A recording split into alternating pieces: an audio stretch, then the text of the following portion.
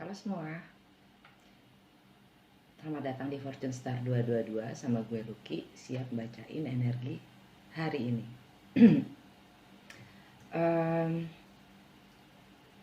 Ini timeless reading dan general reading. Ya, general artinya nggak ada nama siapapun di sini dan memang ini untuk hari ini. Artinya hari ini itu bisa kapanpun juga kalian baca, kalian nonton gitu. Timeless itu fleksibel. Timeless itu sangat fluid. Timeless itu relatif, ya. Nggak ada ruang dan nggak ada space. Oke. Jadi tergantung energi kalian sendiri.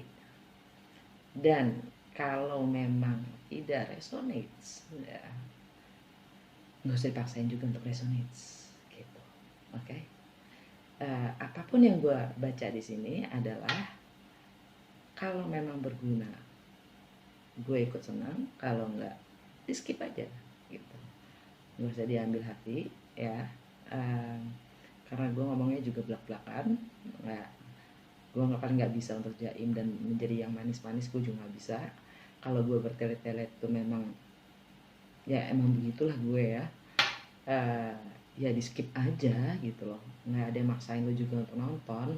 Di sini ada, kalau emang bermanfaat digunakan, kalau enggak ya udah gitu kan. Nah di sini soalnya gue mengajak kalian untuk bermain perspektif yang selalu ada di thumbnail gue, ya. Perception, ya. How to consciously create new perceptions of yourself. Jadi maksudnya kalau emang tidak bisa berguna untuk kalian, yaitu masalah kalian dengan persepsi kalian, ya nggak segala sesuatu yang ada di dunia ini bisa berguna buat kita kan, ya, setiap orang berbeda. Dan juga gua pun tidak bisa menyenangkan buat semua orang, dan artinya gue juga bukan buat semua orang, ya. Dimaklumi, diwajarkan saja, karena menurut gue cuma Tuhan dan semesta untuk semua makhluk. Selebihnya kalian tahu sendiri kan. Ya udah. Sebelumnya gue minta maaf untuk kalau nggak bisa seceria kemarin. Oke. Semuanya berdasarkan mood gue aja. Jadi it is what it is.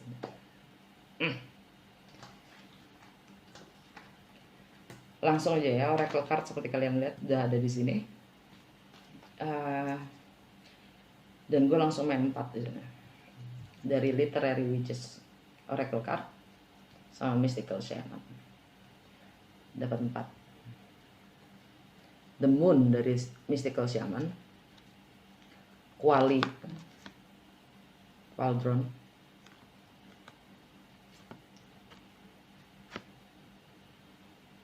Flannery O'Connor, Humanity. Kalau kalian baca bawahnya ya, Humanity. Anne Carson, Intellect. Kenapa gue ambil langsung semua 4-4-nya di sini? Karena buat gue jadi semuanya berkaitan. Ini sekali keluar langsung 3. Semuanya berkaitan. Pertama, semua mewakilkan wanita di sini. Oke. Ya, kebetulan ini literary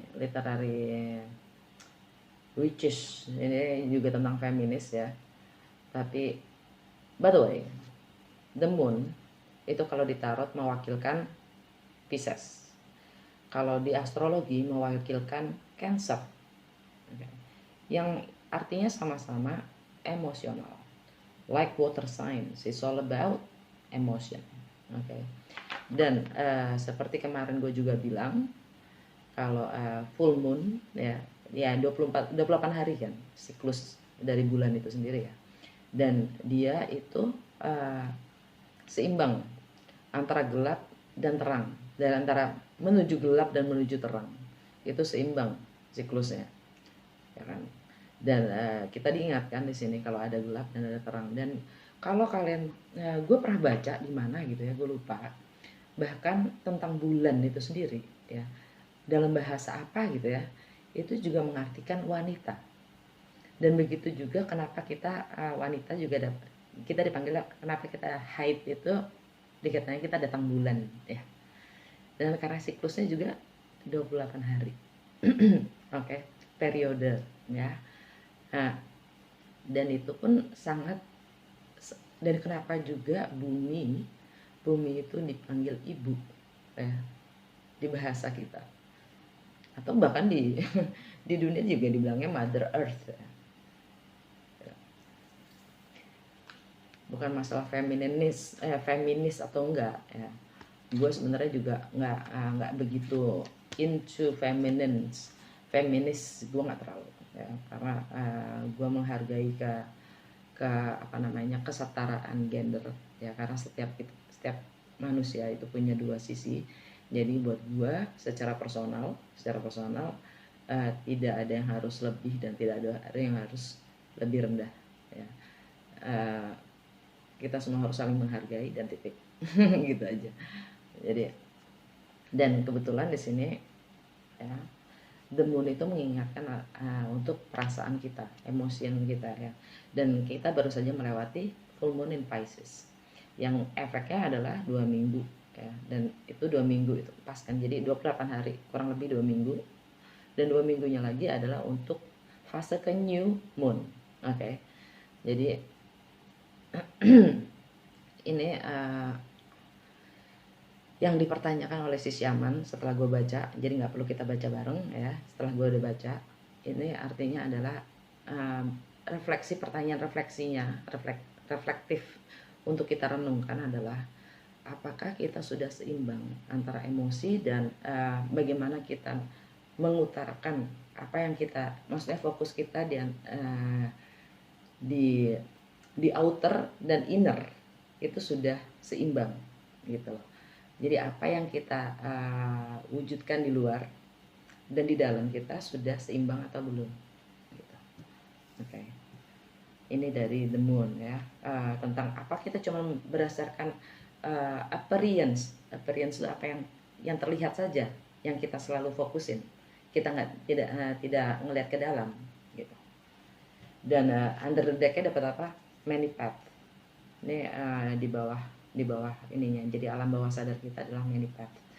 Dan ini juga setelah gue baca, ini nyangkut semua nih, ada hubungannya semua nih, 4 kartu ini dengan ini many path ya. Alam bawah sadar kita adalah many path, itu tentang segala jalan adalah menuju ke ilahi. Dan apapun itu jalannya ya, tapi untuk mempunyai meaning pemahaman, nggak semua.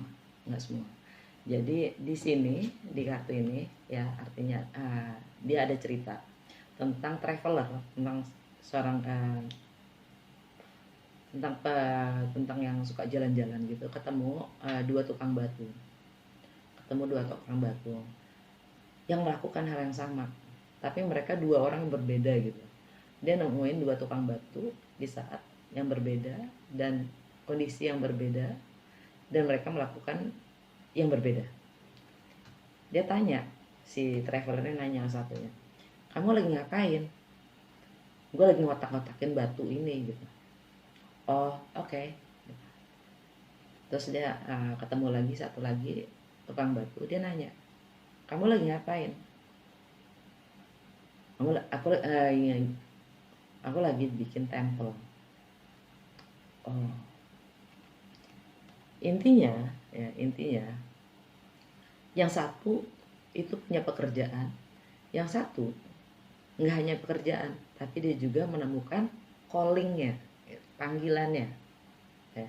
Jadi dia yang kedua ini, dia menemukan sesuatu hal yang memang secara spiritual pun terbayar gitu. Oke. Nah, ajakan, the invitation dari the Manic Path ini adalah untuk meninggalkan segala hal yang memang sudah biasa dilakukan orang-orang, tapi untuk mengambil jalan yang benar-benar memang jalannya kita per individu, karena panggilan per individu itu berbeda. Dan yakinkan pilihan jalan pilihan kita itu sesuai dengan hati kita, karena panggilan itu datangnya dari hati gitu. Oke. Nah, kalau korelasinya dengan ini apa? Temuin ini kuali ya, dari zaman bahula. Ini dipakai buat masak. Berdasarkan sejarah juga dari tahun 200 sebelum Masehi. Ini udah ada kuali ini ya kan, untuk masak dan menghangatkan. Dan biasanya yang menggunakan ini adalah sesama wanita ya. Dan kalau ini dibilanginnya, kata-katanya yang tepat adalah wanita itu a full circle. Nah, wanita itu a full circle, apa namanya, lingkaran penuh, karena di dalamnya ada kuasa atau kemampuan, ada kuasa untuk meng-create, untuk membuat, menciptakan, memelihara, dan mentransformasi. Oke. Dan kuali ini ya, kuali ini itu digunakan untuk masak. Bersamaan dengan waktu, dia juga untuk buat apa namanya, penyihir bahkan bahasa lalu, bahasa zaman dulu gitu, bahasa zaman dulu yang nyembuhin orang itu disebut penyihir, Bu, gitu kan. Nggak ada tuh dokter, nggak ada tuh habib, belum ada ya. Jadi kalau dan istilahnya sebelum ada agama, kalau di Eropa itu panggilan, sorry deh kalau emang gue lebih banyak referensinya ke keluar ya, karena emang ya gue udah kelamaan di sana kali ya, nggak tahu deh. Intinya, dan sebelum agama itu ada juga zamannya pagan ya, sebelum agama itu ada pagan itu kalau di kita itu animisme. Oke. Dan digunakan sama mereka untuk buat ramuan-ramuan ya, yang kemudian ada munculnya Kristen, munculnya segala macam. Mereka itu dibilang penyihir gitu kan. Mereka itu dibilang penyihir karena tidak sesuai dengan Tuhannya, agamanya. Tapi yang jelas di sini ya, di simbol ini itu ada 4 elemen. Air yang dimasak di dalamnya ya. Tanah karena dibuat dari tanah. Api karena untuk memasaknya. Dan udara yang mendukung, support segalanya. Oke. Tapi di gambar ini ini api atau uap ya kan, udara yang bentuknya tangan, minta tolong kesannya kan, ada minta pertolongan, help. Dari situlah gue ngeliat ada healing, ada penyembuhan ya.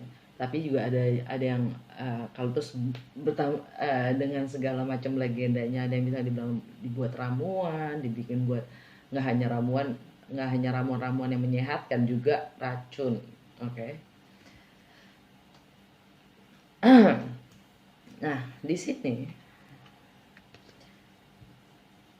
bilangnya apa? Ini unconscious ya. Dia ini intelek dan ini humanity. Apa sangkut pautnya? Kalau gue juga mau ngelihat dari ini bahan renungan gue aja ya. Kita wanita ya, paling bisa menciptakan dan memelihara dan juga mentransformasi. Dan di dalam kuali ini seperti layaknya api ya, itu mentransformasi apapun yang kita masukkan ke situ. Sangat cepat prosesnya ya, mentransformasi dari bentuknya apa jadi apa. Oke. digodok kan, ya kan. Terus kita itu sangat bisa memelihara, menciptakan dan mentransformasi cewek. Tapi di hari ini, di dunia modern sekarang ini ya, banyak justru kita wanita yang konsumsinya jauh lebih mengkhawatirkan.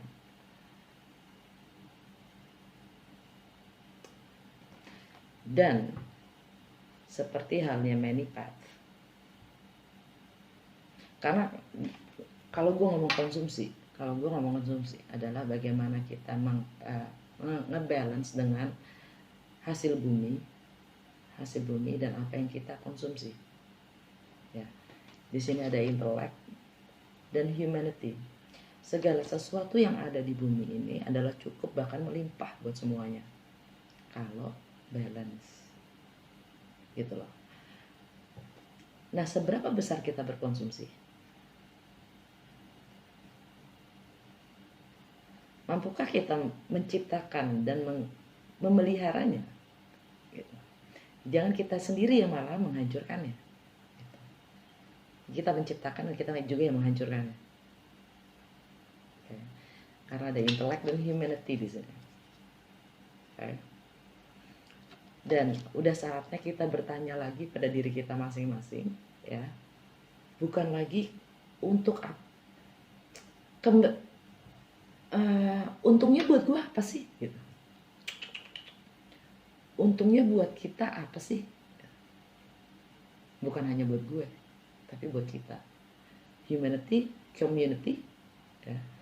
Dan apapun itu, seperti usaha, bisnis pun, kalau goalnya adalah mencari uang, adalah personal gain, ya, percaya deh, nggak akan it's not a long term goal.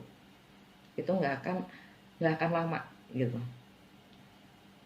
Plus nggak sustainable, ya. Sustainable ya nggak jangka lama juga, nggak lama, gitu. Tapi yang intinya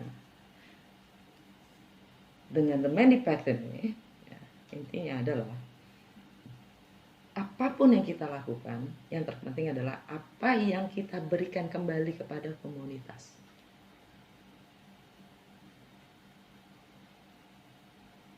Bukan hanya sekedar merusak untuk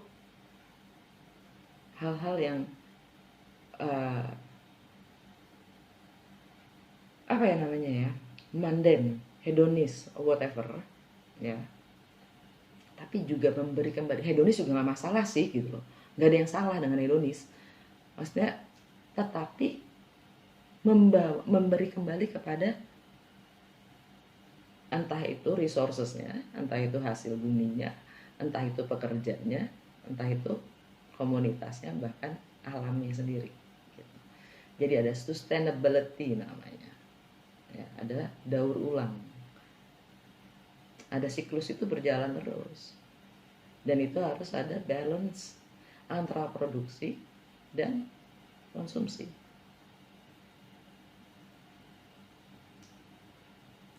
Apa kebutuhan kita spiritual dan jasmani itu seimbang?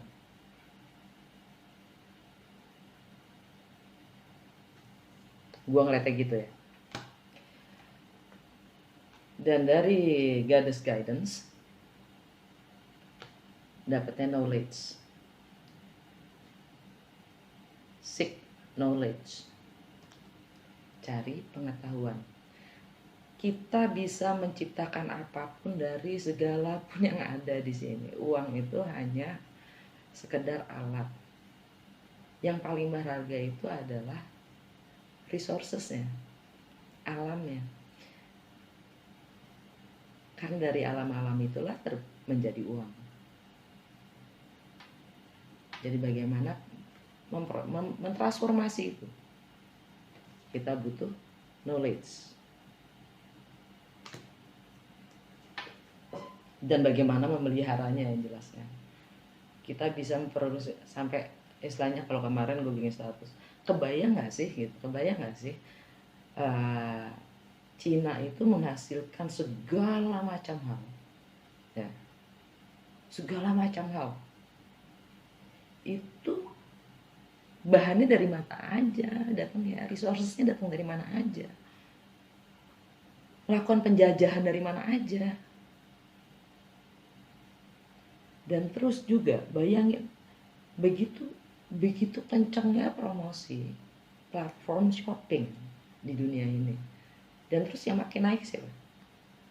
Nah, inilah roda siklus dari the machine itself. Kalau kemarin gue ngomong Rage Against the Machines, exactly. Jangan melihat kenyataan karena bikin kita emosi. Oke, cukup.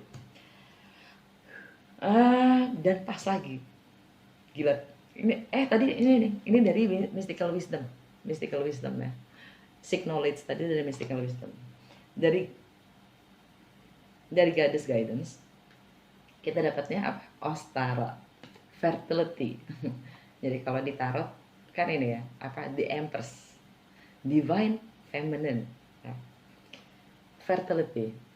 It is the perfect time for you to start new project, access new ideas, and give birth to new conditions. Jadi ini adalah waktu yang tepat untuk memulai project baru, ide baru, bahkan melahirkan kondisi yang baru. Manifest, ya kan? Dan memang di sini pun juga dibilang kita udah jangan sampai kelewatan opportunity itu.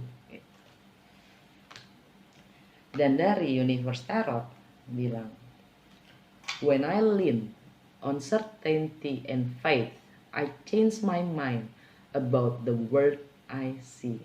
Ketika saya bersandar terhadap kepastian dan keyakinan, saya merubah cara berpikir saya tentang dunia yang saya lihat. Mungkin kalian mau lihat sendiri, baca sendiri, dan bisa mentranslate-nya lebih bagus dibanding gue, ya kan? Sorry ya kalau nggak jelas. Okay. Terus yang kedua, the universe has my back. Semesta mendukung dan protected deh, terjaga, aman. Kalau semua itu bukan hanya untuk kepentingan pribadi, tapi untuk orang banyak, the universe has our back. Gitu. Lanjut, tarot. Energi hari ini, energi yang masuk di hari ini, challenge-nya, dan the best step to pass the day. Itu apa?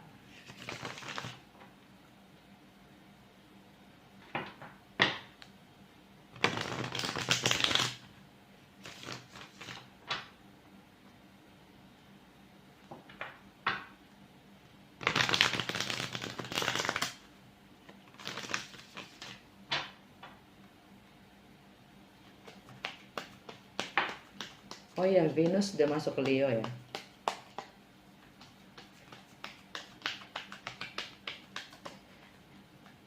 Energi hari ini, challenge,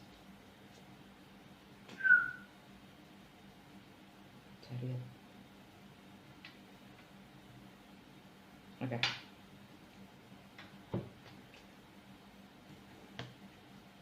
Energi yang masuk adalah Judgment.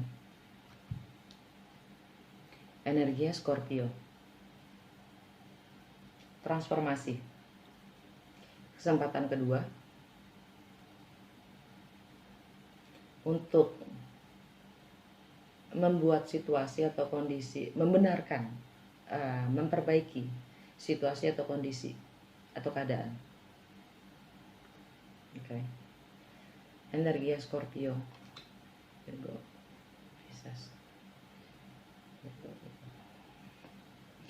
Karena kita ada di season di Virgo season, Scorpio itu ada di rumah ketiga, Kalau kalian bingung ya, makanya gue jelasin lagi sekarang. Ntar gue ngomong rumah ketiga kalian tambah bingung lagi ya kan.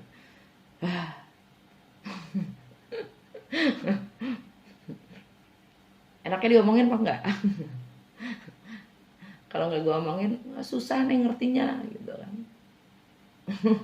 Anyway, Scorpio itu di rumah ketiga, oke, which is tentang komunikasi, bagaimana kita berpikir, berpersepsi, dan higher learning, teknologi, ya, dan pengetahuan kita dari kecil sampai sekarang.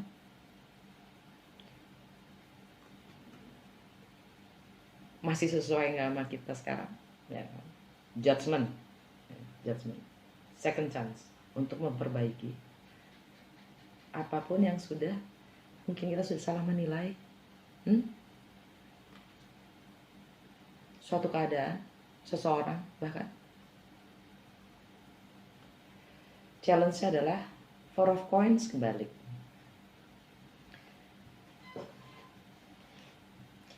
Nilai-nilai, prinsip-prinsip apa yang kita pegang yang memang sudah tidak sesuai lagi untuk dipegang, kudu dilepasin. Menjadi yang cantik dalam atau cantik luar, silahkan jadi dua-duanya dong ya gitu. Tapi yang penting kita juga harus hemat dalam tindakan, hemat dalam balance lah, lebih tepatnya balance. Kalian mau nggak hemat? Ini kalau gini hemat, kalau gini nggak hemat. Artinya namanya juga perekonomian ya, memang harus berputar gitu kan. Kalau begini kan namanya kita tidak membantu perekonomian. Kalau gini ya, kalau gini kita takut ya, padahal uang itu sebenarnya hanya alat, tapi kita jaga banget gitu sampai seakan-akan kita nggak bisa nge-create-nya lagi gitu, padahal itu kan cuma alat. Mati kutu gitu kalau udah nggak ada resources ya kan. Kalau alamnya udah nggak ada, itu baru mati kutu.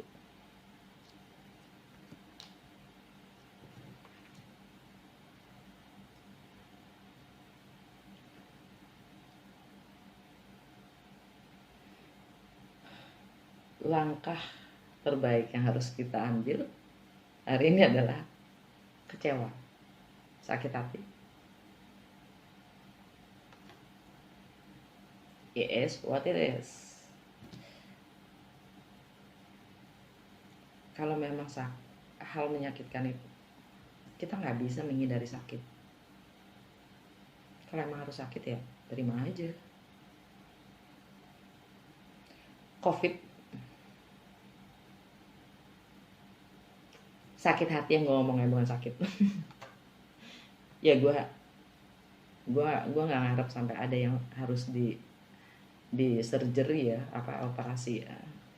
Tapi sakit hati di sini adalah kecewa. Kalau memang itu ya kita harus lewatkan gitu. Dan memang kita harus dalam proses healing. Dan kayaknya memang bumi ini lagi butuh healing, minta tolong Jo. Dan kita diminta untuk membuat project dengan ide baru dan melahirkan suatu kondisi yang baru. Dan inilah tema dari 2020 kayaknya ya, judgment. Nggak hanya hari ini, tapi tema satu tahun ini adalah second chance, judgment, untuk memperbaiki tingkah laku kita. Kita di karantina, healing, untuk mampu melepaskan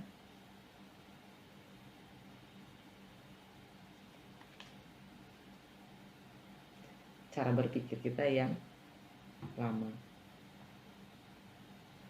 Kadang menyakitkan, kadang mengecewakan. Right? Oh iya, alam bawah sadar kita adalah move on. Ya kan, ini energinya Cancer. Dan ini adalah di networks, di rumah ke-11 ya, di rumah ke-11.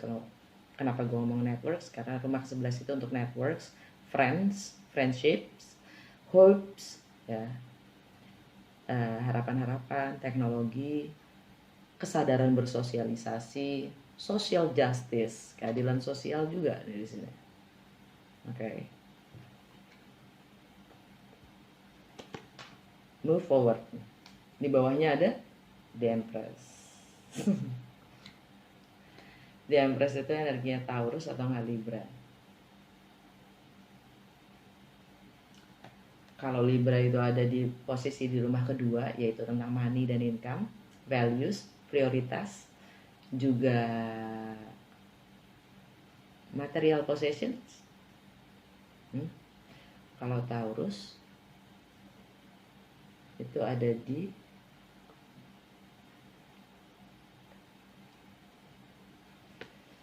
higher education, philosophy, wisdom, perbedaan kultur dan budaya, travel, jarak. Untuk gue ini lebih ke energi Libra. Untuk money, income, ya.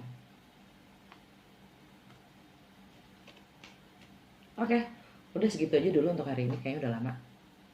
Kita ketemu besok. Dah.